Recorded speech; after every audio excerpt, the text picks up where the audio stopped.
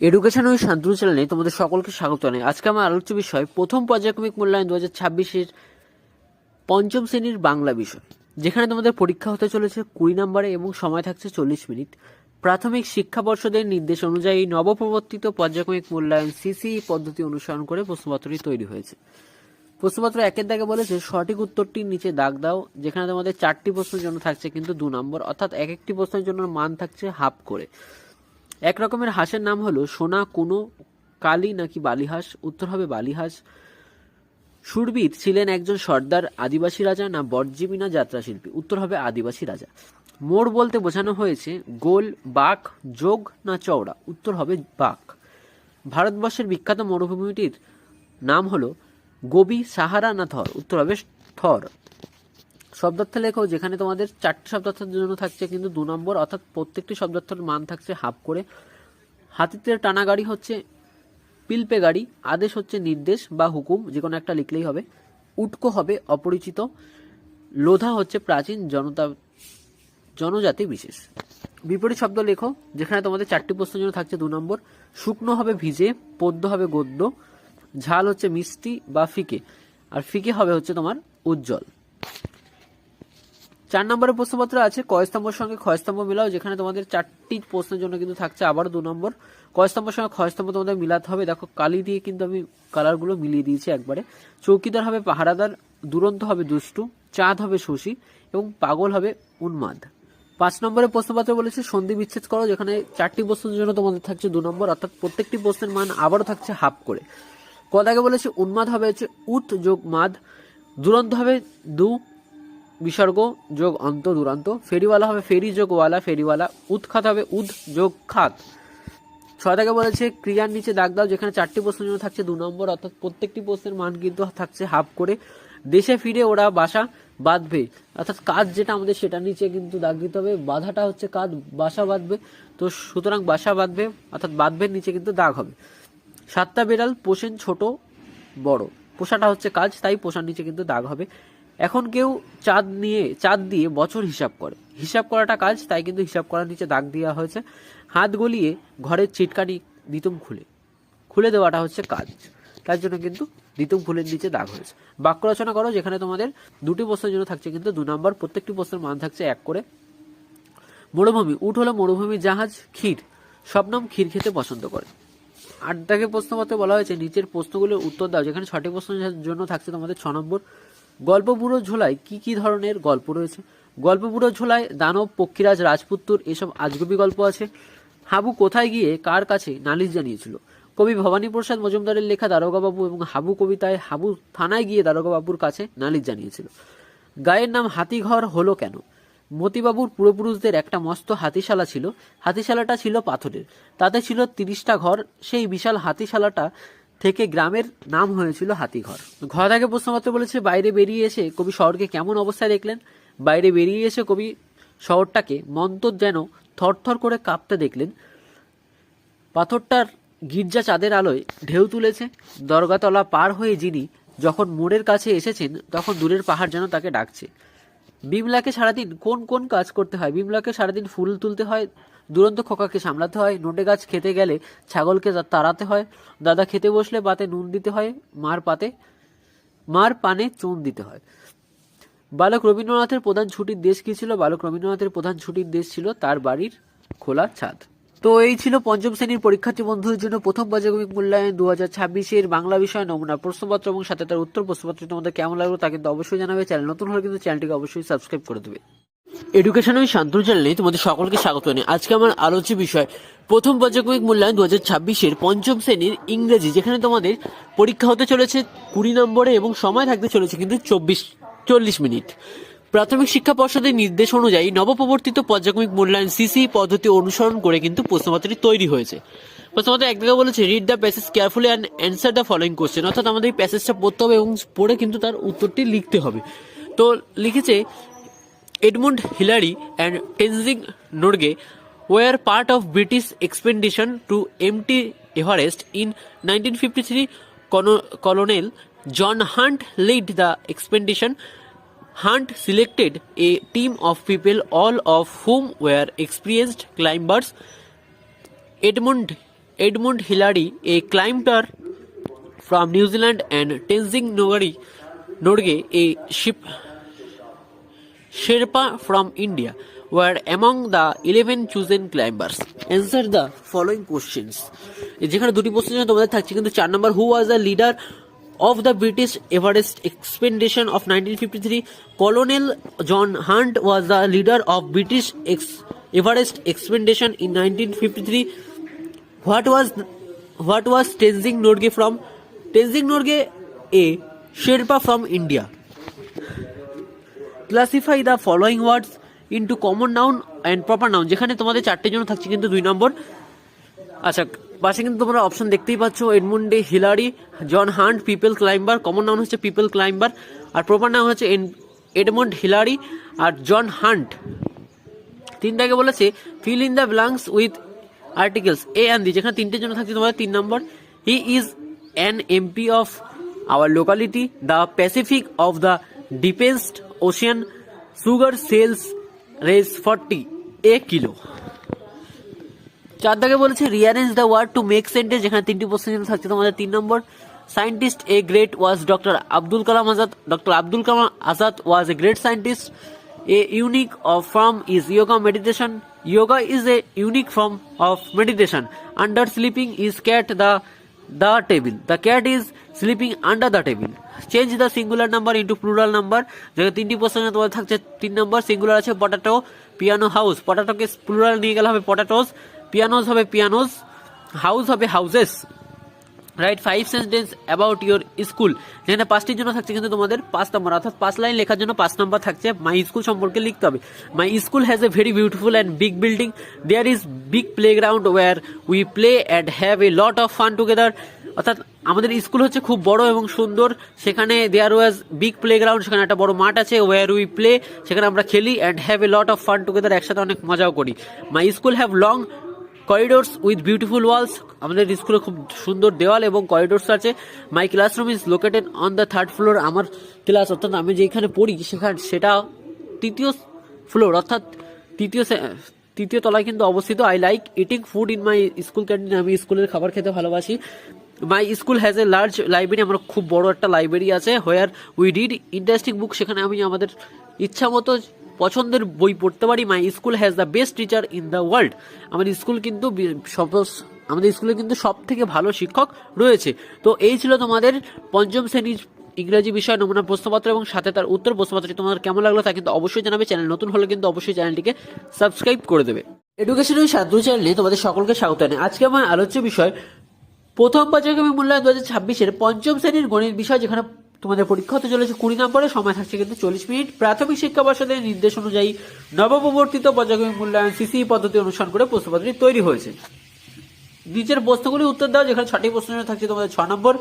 2025-এ 5-এর স্থানীয় মান কত? উত্তর হবে 5 একক বা 5।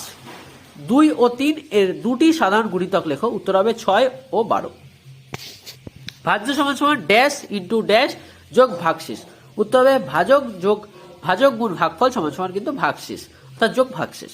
মৌলিক জোড় সংখ্যাটি লেখো, মৌলিক জোড় সংখ্যাটি হবে 2। 9-এর গুণনীয়ক হলো 1, 3 এবং 9। 420 মিনিটে কত ঘন্টা হয়? উত্তর হবে কিন্তু 7 ঘন্টা।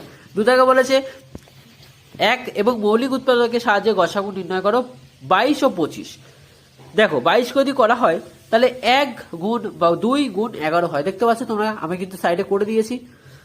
এবং 55কে যদি করা হয় তাহলে হয় হচ্ছে 5, 1 গুণ 5 গুণ 11, দেখতেই পাচ্ছ করে রেখেছি। নির্ণয় গসাগু হবে 1 × 11 = 11। সংখ্যা দুটির লসাগু নির্ণয় করো, যেখানে 14 আর 21 রয়েছে, তাহলে 14 আর 21-এর লসাগু করবো 7 × 2 = 14, 3 × 7 = 21, তাহলে নির্ণয় লসাগু হবে 7 গুণ 2 গুণ 3, উত্তর হবে কিন্তু 42। প্রশ্নপত্র 4 থেকে বলেছে যোগ করো 74, 25, 11 এবং নিচে আছে 10 ফাঁকা আছে অর্থাৎ বক্স করা আছে, তারপরে আছে 1 আবার বক্স করে লেখা আছে 5। তো এটাকে যোগ করো, 5 আর 1 6, নিচে দেখো 0 লেখা আছে, তাহলে 9 আর 1 10 0 হয়, হাতে আমার 1, 5 আর 1 6 আর 1 7, আর 9 আর 2 11 1, হাতে আমার 1 থাকে, তাহলে 4 আর 1 5 বসে এবং 7 আর 1 8 বসে। গুণ করো 3256 গুণ 49, দেখো গুণটা করে দিয়েছি, 3256 গুণ 49, 6 নং 54 4, হাতে আমার 5, 5 নং 45 আর 5 50 শূন্য, হাতে আমার 5, 9 দুগুণে 18 আর 5 23 3, হাতে আমার 2, 3 নং 27 আর 27 আর ওদিকে হচ্ছে 2, 29। তারপরে 4-এর নিচে গুণ দিলাম, গুণ দিয়ে 4-এর সাথে আবার 6-কে গুণ করবো, 4 6 24 4, হাতে আমার 2, 4 5 20 আর 2 22 2, হাতে আমার 2, 4 দুগুণে 8 আর 2 10 শূন্য, হাতে আমার 1, 3 4 12 1 13 3। তো করার পর উত্তর যেটা আসে 4-এ 4 বসে গেল, শূন্যর সাথে 4 যোগ করলে 4ই হয়, 3 আর 2 যোগ করলে 5 হয়, 9-এর সাথে 0 যোগ করলে 9 হয়, 3 আর 2 যোগ করলে আবার 5 হয়, আর 1-এর 1 বসে গেল। তাহলে উত্তর হলো 1,59,544। ভাগ করো 1,23,096। এটাকে ভাগ করবো 23 দিয়ে। দেখো ভাগ করলে তোমাদের উত্তরটা বেরোচ্ছে 5,352। এটা কিন্তু তোমরা ভাগ করে দেখে নেবে। 7 দাগের প্রশ্ন মতো বলেছে, নিচে সমস্যাগুলি সমাধান করো। বাবা ও ছেলের বর্তমান বয়সের সমষ্টি 60 বছর, 15 বছর পরে তাদের ছেলের সমষ্টি কত হবে? উত্তর হবে বাবা ও ছেলের বর্তমান বয়সের সমষ্টি 60 বছর হলে 15 বছর পর তাদের সমষ্টি হবে 60 যোগ 15 যোগ 15 সমান 90 বছর। খদাকে বলেছে একটি শ্রেণীর 42 জন শিশুর গড় 11 বছর, তাহলে তাদের সমষ্টি কত? উত্তর, সমস্ত শিশুদের বয়সের মানের গড় হলো 11 বছর, সুতরাং তাদের সমষ্টি হবে 42 গুণ 11 সমান 462 বছর, তাই সমষ্টি হবে 462। তো এই ছিল আজকের পঞ্চম শ্রেণীর পরীক্ষার্থী বন্ধুদের জন্য প্রথম পর্যায়ক্রমিক মূল্যায়ন 2026-এর গণিত বিষয় নমুনা প্রশ্নপত্র এবং সাথে তার উত্তর। তো প্রশ্নপত্রটি তোমাদের কেমন লাগলো তা কিন্তু অবশ্যই জানাবে। চ্যানেল নতুন হয়ে থাকলে চ্যানেলটিকে অবশ্যই সাবস্ক্রাইব। এডুকেশন ওই শান্তনু চ্যানেলে তোমাদের সকলকে স্বাগত জানাই। আজকে আমার আলোচ্য বিষয় প্রথম পর্যায়ক্রমিক মূল্যায়ন 2026-এর পঞ্চম শ্রেণীর পরিবেশ বিষয়, যেখানে তোমাদের পরীক্ষা হতে চলেছে 20 নম্বরে, সময় থাকছে কিন্তু 40 মিনিট। প্রাথমিক শিক্ষা পর্ষদের নির্দেশ অনুযায়ী নবপ্রবর্তিত পর্যায়ক্রমিক মূল্যায়ন সিসিই পদ্ধতি অনুসরণ করে কিন্তু প্রশ্নপত্রটি তৈরি হয়েছে। প্রশ্নপত্র 1-এর দাগে বলেছে সঠিক উত্তরটির নিচে দাগ দাও, যেখানে তোমাদের 4টি প্রশ্ন থাকছে কিন্তু 2 নম্বর। হাঁটুর নিচ থেকে গোড়ালি পর্যন্ত ঘাড়ের নাম হলো আলনা ও রেডিয়াস, হিউমেরাস, টিবিয়া ও ফিবুলা না ফিমার? উত্তর হবে কিন্তু টিবিয়া ও ফিবুলা। আমাদের শরীরের বর্ম কোনটি? মাংসপেশি, নার্ভ, চামড়া, শিরা না ধমনী? উত্তর হবে চামড়া। কোন মাটির জল ধারণ ক্ষমতা সবচেয়ে বেশি? দোআঁশ মাটি, বেলে মাটি না এঁটেল মাটি? উত্তর হবে কিন্তু এঁটেল মাটি। একটি অমেরুদণ্ডী প্রাণীর নাম লেখো। মানুষ, সর্প, কেঁচো না ব্যাঙ? উত্তর হবে কিন্তু কেঁচো। সঠিক বাক্যের পাশে টিক চিহ্ন দিয়ে ভুল বাক্যের পাশে কাটা চিহ্ন দাও, যেখানে তোমাদের 4টি প্রশ্নের জন্য কিন্তু থাকছে 2 নম্বর। মেলানিন সূর্যের অতিবেগুনি রশ্মি শুষে নেয়? উত্তর হবে ঠিক অর্থাৎ সঠিক, তাই জন্য কিন্তু রাইট চিহ্ন দিয়েছি। যক্ষা রোগ একটি বংশগত রোগ, এটা কাটা অর্থাৎ ভুল। দোআঁশ মাটিতে বালির ভাগ বেশি থাকে, দোআঁশ মাটিতে বালির ভাগ বেশি থাকে, উত্তর হবে ভুল। চা বাগানের জন্য ঢালু জমির প্রয়োজন, ঠিক। শূন্যস্থান পূরণ করো, যেখানে 4টি প্রশ্ন থাকছে 4 নম্বর। সাপ একটি সরীসৃপ প্রাণী, এটা কিন্তু একদম সত্য কথা, এবং সেখানে উত্তর হবে কিন্তু আমাদের সরীসৃপ। ড্যাশ গাছের আকর্ষ দেখা যায়? উত্তর হবে লতানো গাছের আকর্ষ দেখা যায়। ড্যাশ মাটির সজীব জৈব উপাদান? উত্তর হবে কেঁচো মাটির সজীব জৈব উপাদান। হাঁস পুষলে ড্যাশ পাওয়া যাবে? উত্তর হবে ডিম পাওয়া যাবে। 4 দাগের প্রশ্নপত্রে বলা হয়েছে ক স্তম্ভ ও খ স্তম্ভ মেলাও, যেখানে 4টি প্রশ্নের জন্য থাকছে কিন্তু তোমাদের 2 নম্বর। ক স্তম্ভ খ স্তম্ভ তোমাদের কালার দিয়ে কিন্তু আমি মিলিয়ে দিয়েছি, তোমরা কিন্তু দেখতেই পাচ্ছ। যক্ষা রোগ হবে ডট চিকিৎসা, বেলে মাটি বালির ভাগ বেশি, কুকুরের নখ ধারালো, সূর্যের আলো, ভিটামিন ডি। নিচের প্রশ্নগুলি একটি বাক্য উত্তর দাও, যেখানে 4টি প্রশ্নের জন্য থাকছে 4 নম্বর। মেরুদণ্ডী প্রাণী কাকে বলে? যে সকল প্রাণীর শরীরে মেরুদণ্ড বা পিঠের কঙ্কাল থাকে তাদের মেরুদণ্ডী প্রাণী বলে। উদাহরণ হবে মাছ, পাখি, সরীসৃপ, উভচর এবং শূন্যপায়ী এবং স্তন্যপায়ী প্রাণী মেরুদণ্ডী। স্টেথোস্কোপ কি কাজে লাগে? স্টেথোস্কোপ হলো একটি চিকিৎসা যন্ত্র যা ডাক্তাররা রোগীর শরীরের ভিতরের শব্দ, যেমন হৃদয় স্পন্দন, শ্বাস প্রশ্বাস এবং অন্যান্য অঙ্গের শব্দ শোনার জন্য ব্যবহার করেন। অস্থিসন্ধি কাকে বলে? 2টি বা তার বেশি হাড় যেখানে যুক্ত হয় সেই সংযোগ স্থলকেই বলা হয় অস্থিসন্ধি। ওআরএস তৈরিতে কি কি লাগে? ওআরএস তৈরিতে প্রয়োজন 1 লিটার পরিমাণ পরিষ্কার পানীয় জল, পরিমাণ মতো চিনি, 1 বা 2 চামচ লবণ। 6 দাগের প্রশ্ন মতে বলেছে নিচে প্রশ্নগুলি উত্তর দাও, যেখানে 3টি প্রশ্নের জন্য থাকছে তোমাদের 6 নম্বর। জলাশয় দূষিত হয় কিভাবে? জলাশয় দূষণের প্রধান কারণগুলি হলো শিল্প, কলকারখানার বর্জ্য, কৃষিকাজে ব্যবহৃত রাসায়নিক সার এবং কীটপতঙ্গ এবং অপরিশোধিত নর্দমার জল সরাসরি জলাশয়ে মিশে যাওয়া। অসুখ হলে রক্ত পরীক্ষা করে কেন? রক্ত পরীক্ষা বিভিন্ন কারণে করা হয়, যেমন রোগ নির্ণয়, রোগের অন্তর্গতি পর্যবেক্ষণ বা চিকিৎসা পদ্ধতির কার্যকারিতা যাচাই করা। কলেরা রোগের লক্ষণগুলি লেখো।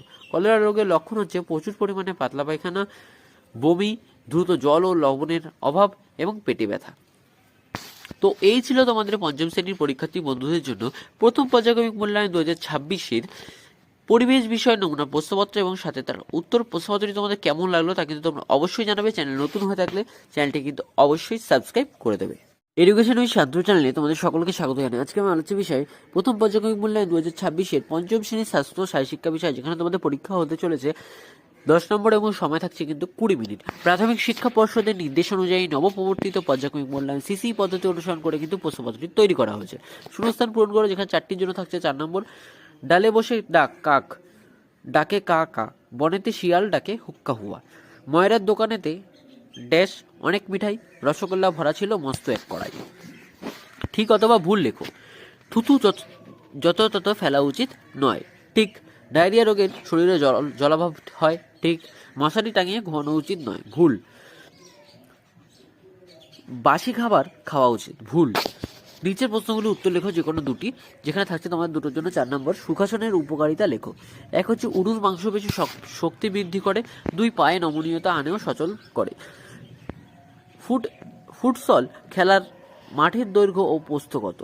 ফুটবল খেলার মাঠের দৈর্ঘ্য সাধারণত 26 থেকে 42 মিটার এবং প্রস্থ 15 থেকে 25 মিটার হয়ে থাকে। 2টি অনুকরণ জাতীয় খেলার নাম লেখো। 2টি অনুকরণ জাতীয় খেলার নাম হচ্ছে 1 হাতির মতো চলা ও 2 নৌকা চালানো। তো এই ছিল তোমাদের পঞ্চম শ্রেণীর পরীক্ষার্থী বন্ধুদের জন্য প্রথম পর্যায়ক্রমিক মূল্যায়ন 2026-এর স্বাস্থ্য ও শারীরশিক্ষা বিষয়ে 10 নম্বরের লিখিত পরীক্ষার প্রশ্নপত্র এবং তোমাদের 10 নম্বরের বাকি 10 নম্বর কিন্তু তোমাদের মৌখিক বা শারীরিক ব্যায়ামও হতে পারে। তো ভিডিওটি তোমাদের কেমন লাগলো তা কিন্তু অবশ্যই জানাবে। চ্যানেল নতুন হয়ে থাকলে চ্যানেলটিকে অবশ্যই সাবস্ক্রাইব করে দেবে। প্লেলিস্ট চেক করে কিন্তু তোমরা অন্য ভিডিওগুলো দেখে নিতে পারো।